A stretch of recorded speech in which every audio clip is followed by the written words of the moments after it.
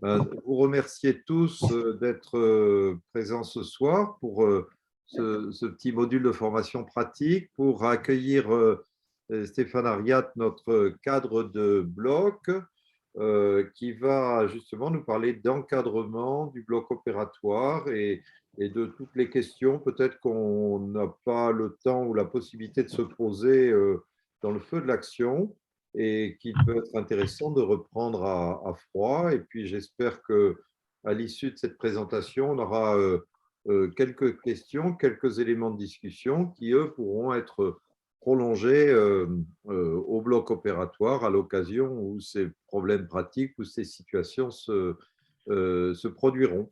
Donc, Stéphane, c'est à vous la parole et merci beaucoup de nous apporter cette belle présentation ce soir. On va essayer qu'elle soit belle. Bonsoir à tout le monde, vous m'entendez? Oui. Oui. Ok. Oui. Donc, merci d'être présent pour ce second module intitulé l'encadrement du bloc opératoire. Donc, un sujet assez vaste qu'on va essayer de caler en 20 minutes. Voilà, en rentrant sur les sujets. Les 5 principaux sujets de cette intervention va démarrer par les instances du bloc opératoire.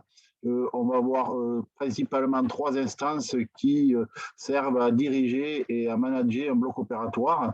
Ensuite, deuxième point, les intervenants du bloc et leur rôle respectif.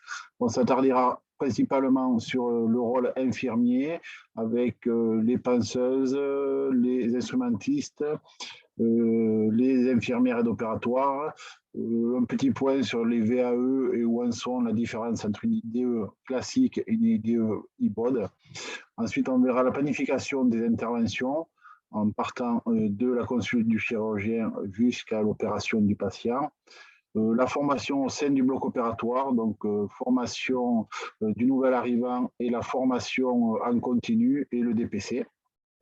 Et on terminera vraiment par le rôle pur et dur d'une infirmière en salle de bloc avec la grosse partie traçabilité informatique et toutes les tâches administratives qui lui en incombent. Donc, première diapo qui concerne les instances du bloc opératoire et extra-bloc opératoire aussi, parce que vous allez voir que les infos et les projets descendent de la plus haute commission, donc qui est la commission médicale des établissements. Comme beaucoup de choses dans notre métier, on est soumis à beaucoup d'articles, beaucoup de décrets, de circulaires, principalement issus du Code de la santé publique. Donc la CME en fait partie. Il y a le Code de la santé publique, donc je ne vous citerai pas l'article pour ne pas être rébarbatif, mais un article qui date de 2005 qui impose aux établissements de santé d'avoir une commission médicale d'établissement, donc la CME, qui est composé des chirurgiens, des médecins, médecins anesthésistes et de la direction de la clinique. Et donc, cette commission permet d'élaborer un projet médical. Voilà, ce projet médical qui va être décliné ensuite au sein de l'établissement. Voilà. Pour citer le projet médical de la clinique du sport, donc vous le connaissez très bien, un projet médical orthopédique avec tout ce qui est ligamentaire et le développement de tout ce qui est prothétique. En dessous, donc, qui dépend de cette CME, existe le conseil de bloc opératoire. Donc là aussi, le conseil du bloc opératoire existe depuis l'année 1992. C'est à cette époque où il a été imposé dans l'établissement de santé, avec pratiquement tous les 2 ans des modifications d'articles ou des décrets supplémentaires. Donc lui, c'est vraiment l'outil de management pour un cadre de bloc, on va dire. Il est composé de la direction, de chirurgiens représentants de leur groupe, ainsi que d'anesthésistes. Voilà, bien sûr, le cadre du bloc opératoire, la directrice des soins infirmiers. Voilà, donc ça, c'est aussi réglementé par le Code de la santé publique. C'est le conseil de bloc, donc c'est tout ce qui qui prend les décisions et qui dispose donc des outils pour prendre ces décisions afin de mettre en place le projet médical d'apporter les moyens nécessaires à l'élaboration de ce projet, tout en respectant les règles de sécurité anesthésique. Voilà. Ce conseil de bloc analyse aussi les dysfonctionnements du bloc opératoire et met en place toutes les solutions à apporter. Pour s'aider là-dessus, le conseil de bloc donc rédige une charte de bloc. La charte de bloc, c'est le règlement intérieur du bloc opératoire, de tout ce qui se passe. Ça rédige les règles communes auxquelles tout le monde qui travaille dans un bloc opératoire doit se tenir. Ça règle aussi les règles de sécurité, de prise en charge des patients, mais aussi celles relatives aux conduites du personnel. Ensuite, pour une organisation plus hebdomadaire, donc la commission de bloc, c'est vraiment pratico-pratique. C'est l'organisation du bloc opératoire, des ressources et de la concordance, on va dire, avec les décisions du conseil de bloc et donc de la CME.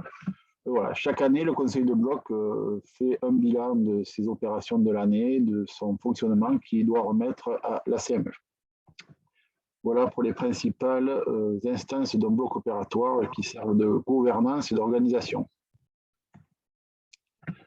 Les intervenants au bloc opératoire. Donc, on va être assez succinct parce qu'il y a beaucoup d'intervenants. Je ferai un petit clin d'œil à la formation il y a 15 jours où le docteur Pascal Glaise a comparé le bloc opératoire en camembert. Il a pris une image qui m'a plu en disant que chacun était une tranche de différentes épaisseurs, de différentes importances, et qu'au final, c'est tout ça qui faisait le camembert et donc le bloc opératoire. Un peu d'étymologie pour nos deux premiers intervenants, donc les chirurgiens et les anesthésistes. Donc, chirurgien, succinctement, ça vient du grec, ça veut dire celui qui travaille avec ses mains. Donc, on voit l'interaction du chirurgien, c'est celui qui travaille avec ses mains, mais dans l'excellence. Voilà, on repère bien le geste technique du chirurgien. Autre point important du chirurgien, c'est lui le point de départ de notre activité, donc de l'activité au bloc opératoire, puisque c'est lui qui reçoit les patients, qui reçoit les demandes des patients et qui ensuite décide de déclencher le processus d'hospitalisation ou de prise en charge d'un patient au bloc opératoire. Les anesthésistes, donc aussi vous connaissez leur travail. Le mot anesthésiste, ça vient du grec anesthésia, qui veut dire absence de sensation. Donc, on voit très bien où on veut en venir et où se situe leur rôle. Leur rôle, c'est celui qui pratique l'anesthésie, mais aussi la surveillance des patients. Bien sûr, là aussi, les anesthésistes ont un décret de compétences et un décret très important qui s'appelle le décret de la pratique anesthésie en établissement de santé. Et ça règle toute la pratique anesthésiste qui va de la consultation préopératoire à la consultation sur le bloc opératoire, à l'ouverture de la salle de réveil, aux ouvertures de salle de bloc, et tout ce qui est surveillance et délégation de la surveillance à la salle de réveil, aux infirmiers. Voilà, c'est vraiment tout ce décret qui encadre la formation et le métier d'anesthésiste. On en vient aussi donc aux AS, aux ASH, donc sans qui le travail d'infirmier ne serait pas si efficace. Donc encore une tranche du camembert, on va dire, les brancardiers, la préparatrice en pharmacie qui vous facilite la vie en préparant les interventions. Le cadre de bloc et la coordinatrice de bloc, donc eux, c'est les managers du bloc opératoire. On dit aussi que c'est les marginal séquents, ça s'appelle. C'est vraiment la personne qui est au cœur de l'organisation, au cœur des différents intervenants d'un bloc opératoire et qui doit faire en sorte que tout ce monde travaille en bonne intelligence, on va dire. Donc, le point qui nous intéresse ce soir, c'est les métiers d'infirmier. Donc là aussi, le métier d'infirmier, ça a une définition. Donc par définition, l'infirmière, c'est celle qui prodigue un soin à un patient. Donc, plusieurs types d'infirmières sur le bloc opératoire. On a des infirmières classiques, des infirmières qu'on appelle penseuses ou infirmières de salle. On a après les infirmières spécialisées qui sont IBOD aide opératoire ou IBOD instrumentiste. Et sur un autre versant, plus anesthésiste, donc les infirmiers, les IAD ou infirmières anesthésistes. Vous avez dû entendre récemment, ces dernières années, ça a été resserré au niveau des rôles et des fonctions des infirmières diplômées d'État simples vis-à-vis des IBOD, donc qui revendiquaient un peu leur spécialité.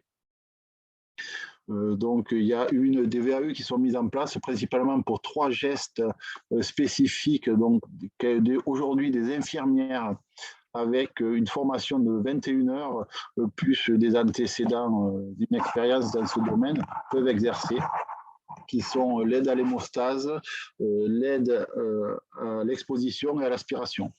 Voilà, ça c'est ce que toutes les infirmières classiques qui font des aides opératoires doivent posséder aujourd'hui pour exercer cette fonction.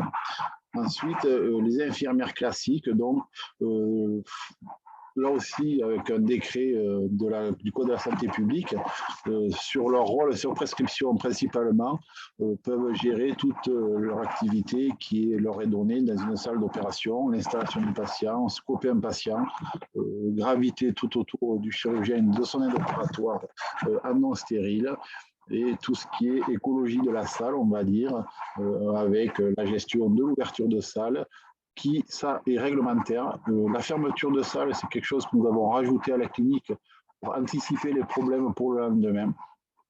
Mais ça, ce n'est pas réglementaire, c'est stricto sensus. Par contre, l'ouverture de salle l'est. Voilà, toute cette gestion écologie de la salle de bloc qui est à la charge de la penseuse.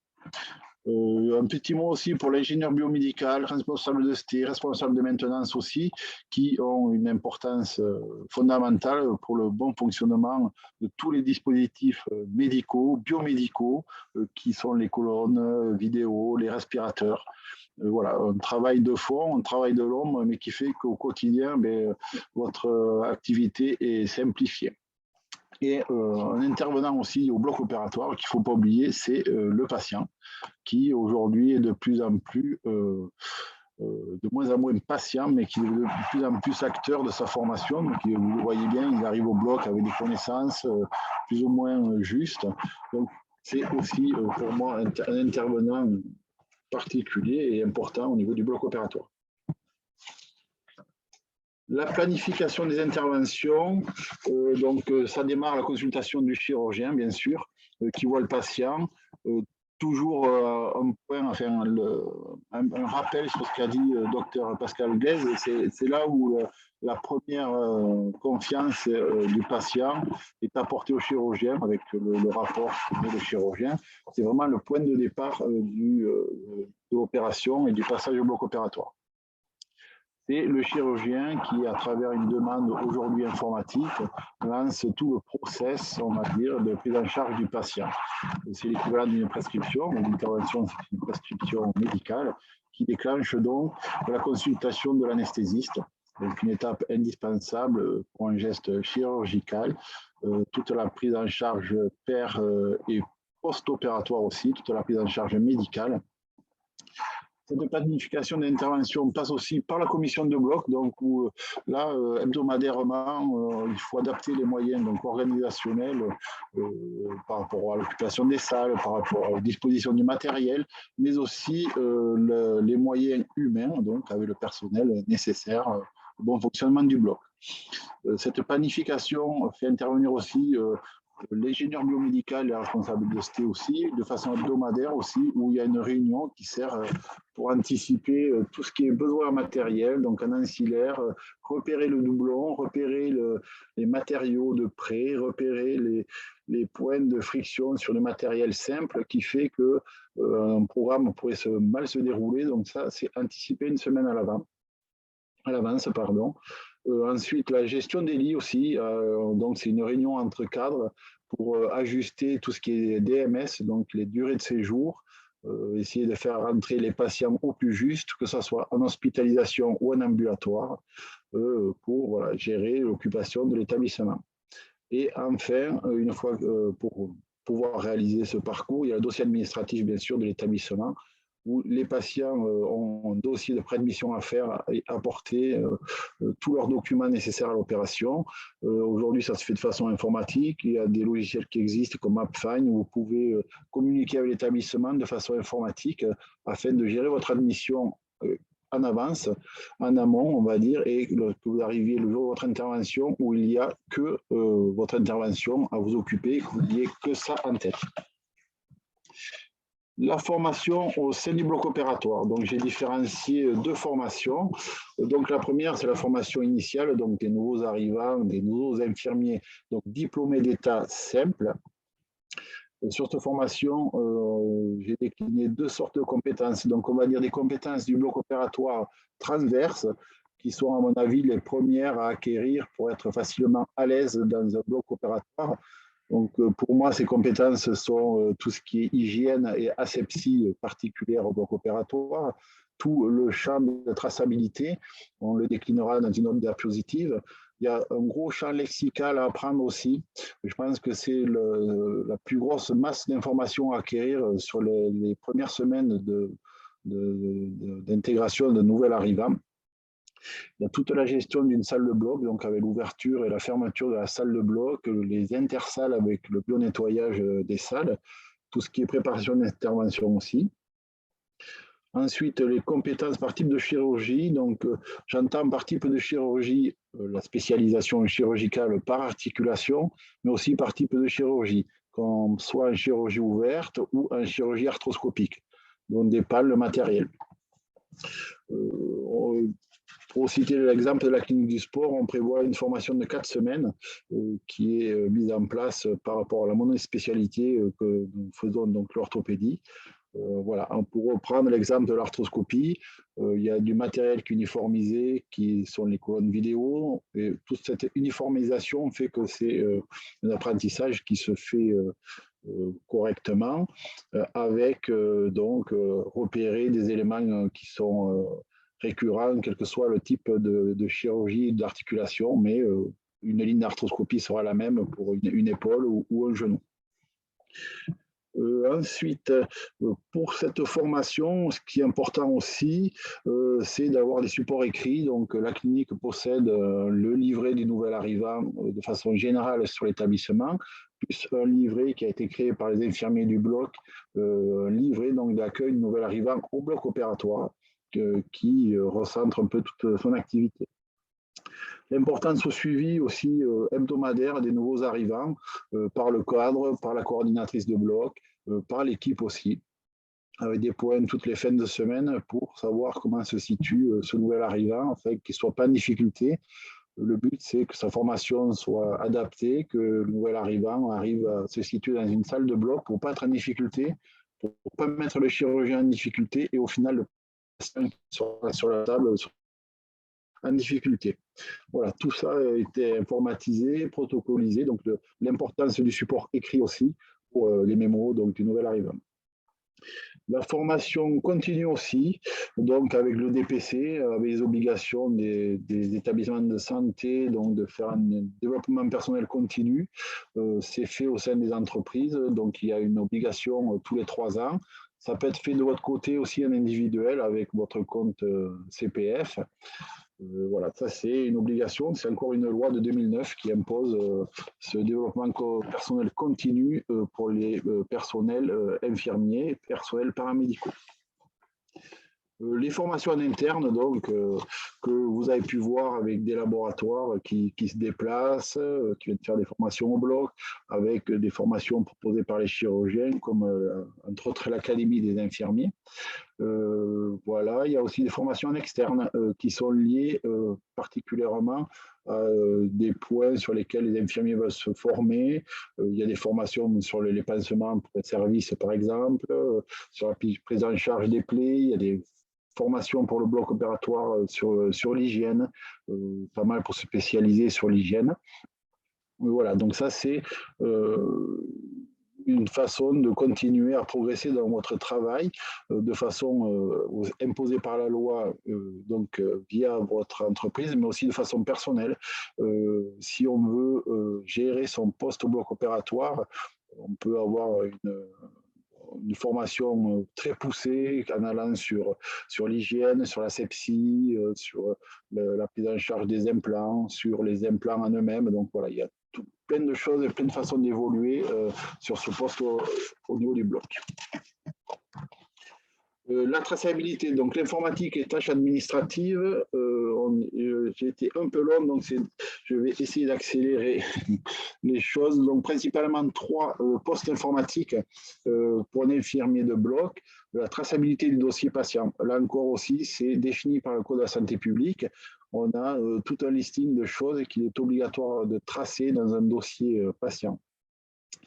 Donc nous, ce qui nous concerne, c'est le dossier de bloc, avec principalement la fiche d'intervention, où on trace toute l'écologie de la salle, tous les actes effectués sur un patient qui ont besoin de traçabilité. Il y a la gestion de la salle de bloc avec les fiches d'ouverture et de salle de bloc. Donc tout ça est informatisé, c'est à la prise de poste et à la fin de votre service. Et ensuite, des éléments les plus importants qui va timer un peu l'activité de l'infirmier au bloc opératoire, c'est la fameuse checklist HAS, qui existe depuis 2009. On est à la 5e version, il me semble. Voilà, là, on est à la version 2018 qui est appliquée. Donc, la checklist, c'est pour vérifier les éléments indispensables à la bonne prise en charge des patients. C'est aussi, ça a aussi un but de travailler ensemble en équipe en permettant de questionner, d'échanger vraiment et de partager les points de vue. Et la dernière version a fait l'apparition des fameux no-go. Donc, c'est vraiment la décision finale collégiale d'inciser ou pas le patient. Voilà, donc la checklist, importance, c'est imposé par l'HAS, ça vient du monde de l'aviation qui eux aussi possédait des checklists bien avant le médical. Voilà, ça a été pris en compte pour améliorer la pratique des soins et des interventions. Le dossier de stérilisation, là aussi, importance capitale. Donc, en fait, tout le processus de stérilisation est réglementé par les bonnes pratiques hospitalières, par de nombreux décrets, par des normes aussi. Ça se rapproche vraiment de l'industriel. Là aussi, donc, c'est attribuer le matériel utilisé aux patients. Et ensuite, comme ça, on peut refaire le lien entre le matériel et les patients et tout le carnet de santé, on va dire, du matériel avec de sa naissance, de la rentrée dans l'établissement et tous les cycles qu'il a subis dans sa vie pour prouver que le matériel donné en salle de bloc est bien stérile et stérilisé suivant les normes qui sont très précises. Un autre dossier informatique dans la traçabilité des DMI, dispositifs médicaux implantables. Là aussi, une triple raison, on va dire, pour la traçabilité des implants. Donc, la première qui est la matériaux-vigilance. Là aussi, très réglementé, imposé aux établissements de santé. Donc, tout ce qui est introduit, implanté dans une personne humaine, donc quel que soit l'orifice est obligé d'être tracé. Matériaux-vigilance, puisqu'on reçoit régulièrement des alertes de l'ANSM pour des mauvais fonctionnements, des problèmes de stérilité sur des implants. Donc, grâce à cette traçabilité, on arrive à retrouver les patients sur lesquels on a posé tel type d'implant. C'est quelque chose qui est suivi régulièrement sur l'établissement de santé avec des matériaux vigilants dans tous les établissements. Le but de la matériaux-vigilance aussi, c'est de remonter des infos à la NSM sur des dysfonctionnements que le personnel ou que les établissements de santé repèrent afin de faire des alertes nationales.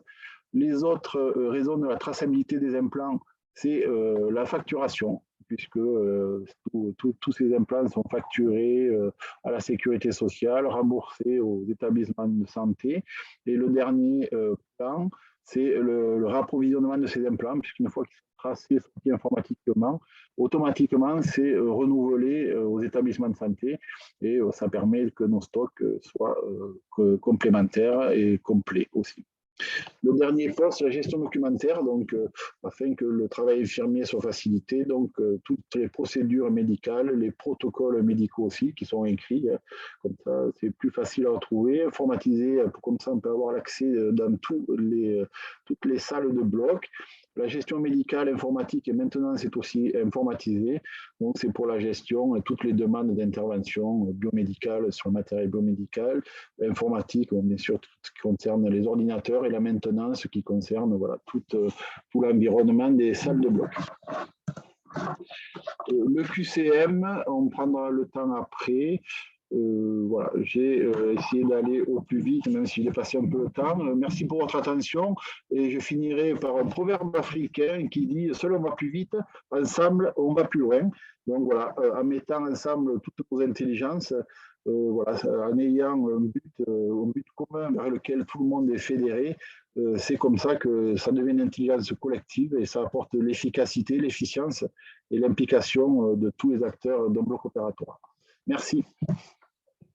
Merci Stéphane. Cette dernière phrase, elle est formidable parce que ça montre bien que nous, chirurgiens, en tout cas, on a toujours la volonté d'aller plus vite, mais aller plus vite, c'est aussi prendre le risque de s'isoler du reste de l'équipe et puis de se retrouver finalement retardé et de ne pas pouvoir atteindre le but qu'on s'est fixé. Le seul but qu'on puisse se fixer de façon ambitieuse, c'est de travailler ensemble et de former ce camembert dont parlait Stéphane et dont parlait Pascal Glaise la semaine dernière.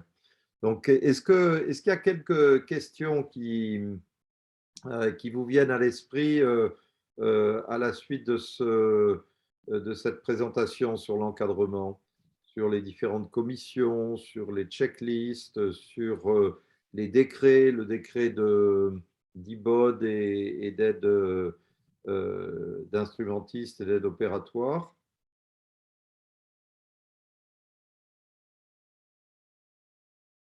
Sur la CME dont on a parlé. Alors, moi, ce que je voudrais dire de la CME, c'est que la CME, c'est une instance qui n'existait pas autrefois. Et c'est une instance qui permet au corps médical de faire corps, justement, dans l'établissement, de se mettre d'accord, d'avoir un temps pendant lequel tous les médecins se réunissent et peuvent échanger sur différents problèmes, peuvent échanger avec la direction.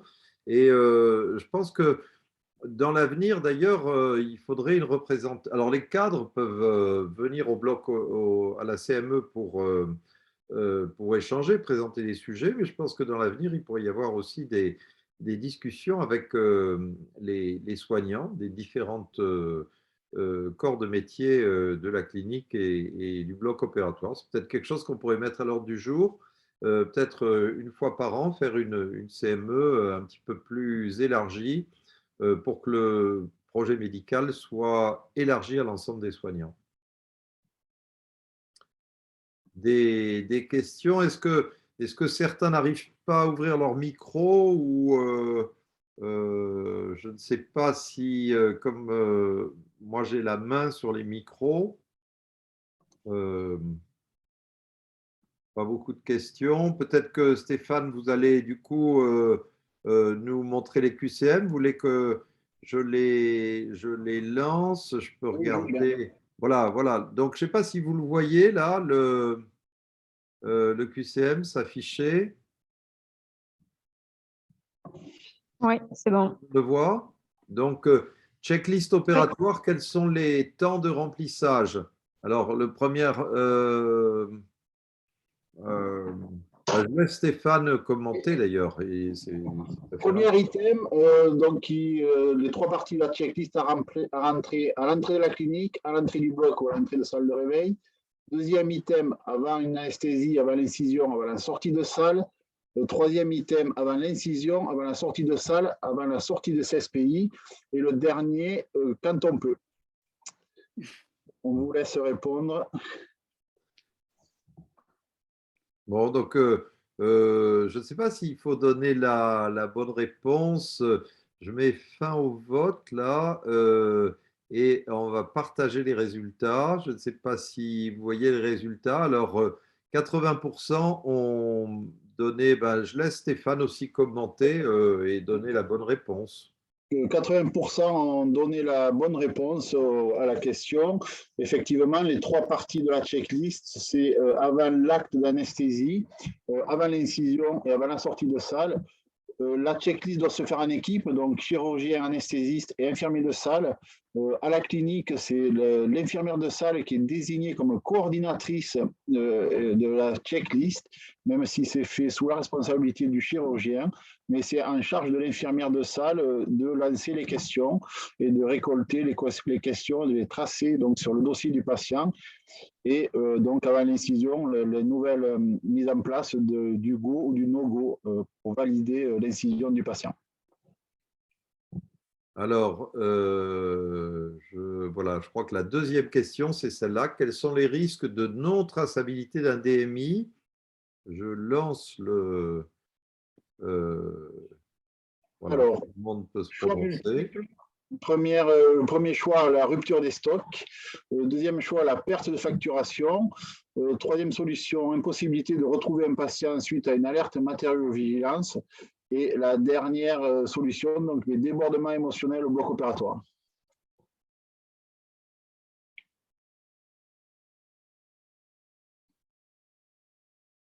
Alors, voilà, je vous laisse… alors, je partage les résultats. Voilà, tout le monde voit les résultats, je pense. Voilà, Donc, donc Stéphane. toutes les réponses étaient bonnes. Blague à part, les trois premières sont les principales. Ensuite, on sait tous que un implant qui manque au bloc, ça peut engendrer des débordements émotionnels. C'est pour ça que nous, on a mis en place la préparation des interventions la veille afin d'anticiper tous ces problèmes. Certains chirurgiens fonctionnent avec des navigations, comme M. Fleurin, où ils nous donnent un listing d'implants qui ont le plus de chances d'être posés afin d'anticiper, de vérifier précisément qu'ils soient présents. Oui, je crois que c'est important. Ce qui évolue dans le bloc opératoire, c'est la préparation. On a vu la préparation la veille des interventions, les commissions de bloc et qui essaient d'anticiper sur tous les problèmes de planning qui vont pouvoir se poser. Et puis, de la part des chirurgiens, bien annoncer les interventions, le matériel dont ils auront besoin et, si possible, dans les prothèses, commencer à prévoir les tailles et l'implant qui sera exactement posé pour chaque patient. Ça simplifie énormément le travail et puis surtout, ça limite le stress et puis les risques aussi d'absence de matériel. Alors, troisième question, quels sont les gestes qu'une IDE peut effectuer en salle de bloc? Je laisse Stéphane nous proposer les réponses. Donc là, on parle bien d'une IDE classique. Donc, premier point, la préparation de l'intervention. Deuxième point, l'aide à l'exposition du patient, l'aide à l'hémostase, l'aide à l'aspiration, l'installation et la mise en place des éléments de surveillance du patient.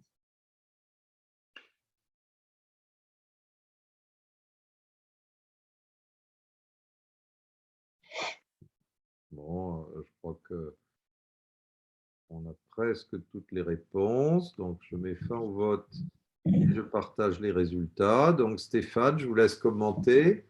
Donc, les réponses correctes étaient la première dans la préparation de l'intervention et la seconde, installation et mise en place des éléments de surveillance.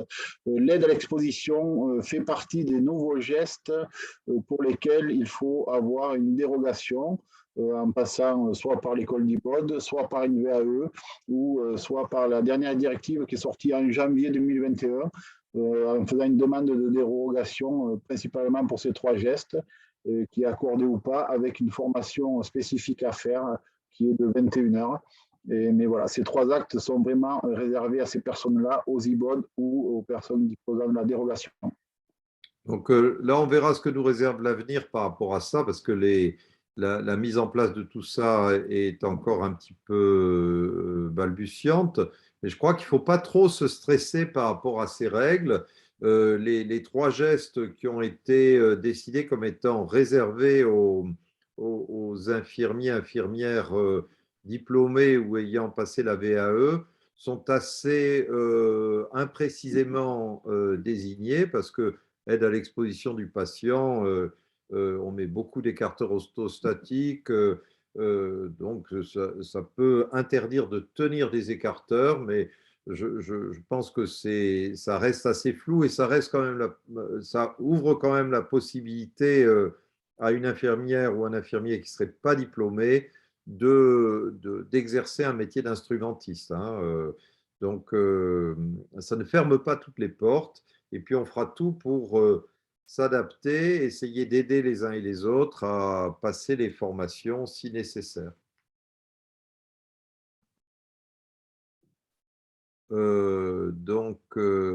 Dernière question. Quels sont les principaux logiciels utilisés en salle de bloc? Stéphane? Donc, les 4 réponses, choix multiples, la traçabilité des DMI, donc des implants, le DME, qui est le dossier médical du patient, le démineur et la traçabilité de stérilisation.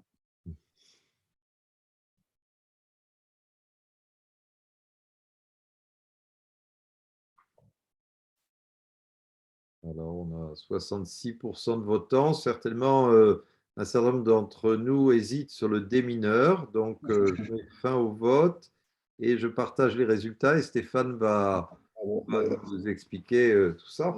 100% de bonnes réponses. Voilà, vous avez bien intégré l'importance de la traçabilité d'un dossier patient pour retrouver les infos, pour voilà, tout ce qui est matériaux-vigilance, tout ce qui est législation, puisque toute la traçabilité d'un dossier patient est décrite et tous ces dossiers patients sont analysés après pour différents scores de qualité ou annuels par l'HAS, par les ARS ou lors de certification aussi, puisque c'est le dossier papier qui fait foi et donc il faut des dossiers impeccables. Mais moi, je rajouterais que la question sur le démineur peut éveiller une réflexion importante. Je crois qu'on peut travailler sérieusement au bloc opératoire tout en ayant des temps de détente, de plaisanterie. Ce qu'il faut, c'est trouver le bon équilibre et pas complètement se déconcentrer, mais il est quand même important de mettre de la convivialité au sein de nos blocs. Et je crois que c'est à chacun d'essayer de le faire de façon la plus mesurée possible et de façon à ce que ça ne nuise pas à la qualité du travail. Ça peut être aussi la musique, ça peut être différentes choses. Mais je crois que dans cette formation, et ça rejoint aussi ce que nous disait Pascal Glaise, il faut aussi savoir, après des moments de tension sur des temps très importants, savoir relâcher la pression. Donc, peut-être que c'est le moment de conclure. Stéphane, un petit mot de conclusion peut-être, et puis après on ferme la session pour respecter nos engagements. Voilà, pour revenir à la citation, donc le travail en équipe, qui est quelque chose de primordial, encore plus à la clinique du sport. Voilà, donc c'est des choses qu'il faut maintenir, mais qu'on ne pourra maintenir voilà, qu'ensemble, tous les corps de métier, afin que les patients continuent à être satisfaits de la prise en charge qu'on leur apporte à la clinique du sport, aussi bien chirurgicale que médicale que paramédicale. Et je pense qu'aujourd'hui, c'est le cas, donc à nous de continuer dans cette voie. Merci à tout le monde. Oui, on pourrait rebaptiser la clinique du sport collectif à l'issue de…